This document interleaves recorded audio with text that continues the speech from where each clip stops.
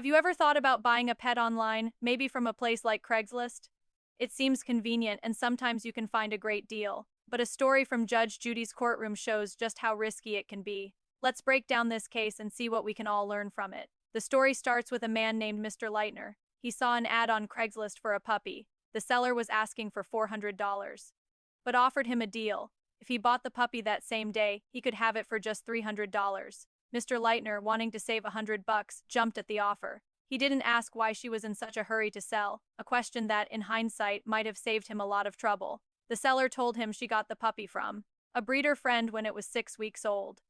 By the time Mr. Leitner bought it, the puppy was 9 weeks old, so the seller had owned the puppy for about 3 weeks. When Judge Judy asked why she was selling it, the seller explained that her older boxer wasn't getting along with the new puppy. She said the boxer kept nipping at it and she felt it just wasn't a good situation. This is a common reason people rehome pets. But there was more to this story.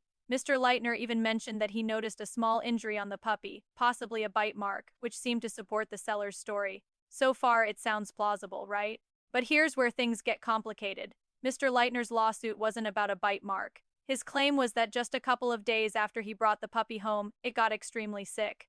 A trip to the vet confirmed the worst. The puppy had parvovirus, a highly contagious and often fatal disease, and it also had worms. Now, Mr. Leitner wanted his $300 back, plus the money for all the expensive vet bills. Judge Judy, as always, gets straight to the point. She asks him, "Show me the contract where she gives you a health guarantee." And this is the first major red flag for anyone buying a pet. Mr. Leitner didn't have a formal contract. All he had was a text message. He had asked the seller, "Is the puppy healthy?" And she had simply replied, "Yes, that's it," a one-word text message. Judge Judy points out how flimsy this is as a guarantee. This brings us to the second red flag, the meeting place. They didn't meet at the seller's home where he could see the puppy's living conditions. They met in a Walgreens parking lot on a Saturday night. Mr. Leitner admitted they let the puppy walk around for a few minutes but mostly just held it. He bought a living animal from a stranger in a parking lot based on a single text message. As Judge Judy bluntly put it, all of this was not smart in hindsight, right? Now let's look at the timeline. He bought the puppy on Saturday night. Judge Judy asked how the puppy was on Sunday. Mr. Leitner said the seller actually texted him to check in. He replied that the puppy was doing fine. He mentioned it cried in its crate, so they let it sleep in bed with them, and then it slept well. A classic new puppy owner move. But then Mr. Leitner corrected himself. He said the puppy actually did start showing some signs of being unwell on Sunday. Judge Judy pointed out that a new environment can be stressful for a puppy, which could explain some changes in behavior. He didn't take the puppy to the vet on Sunday or Monday or Tuesday. He finally took it on Wednesday. That means the puppy was in his care for 3 full days before seeing a doctor.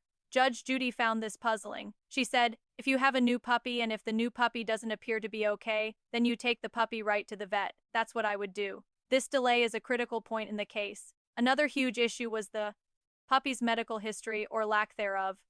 The seller had told Mr. Leitner the puppy had its first shots and was dewormed. When he asked for more details later, she admitted she had given the shots herself with supplies from Tractor Supply. She never gave him the breeder's contact information, and he never asked for it. Buying vaccines at a farm supply store and administering them yourself is not the same as getting them from a licensed veterinarian. A vet provides a full health check and an official record. Without that, you have no real proof of the puppy's health status. So let's recap the mistakes. First, buying a puppy from an unverified source, like Craigslist, without doing any background research.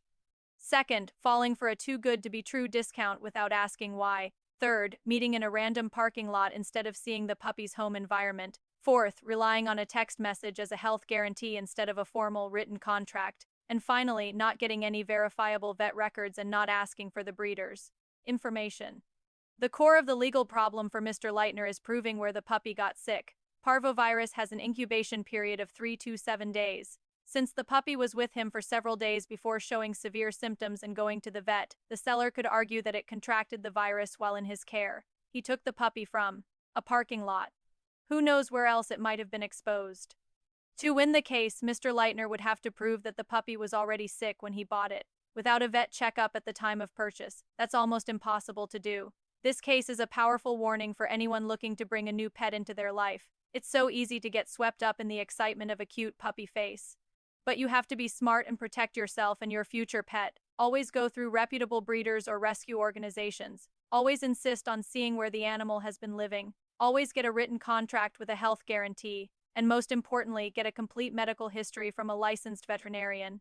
A cheap price tag up front can lead to thousands of dollars in vet bills and a lot of heartbreak down the road. It's just not worth the risk. Thanks for watching. If you found this helpful, give us a like and subscribe for more content. See you next time.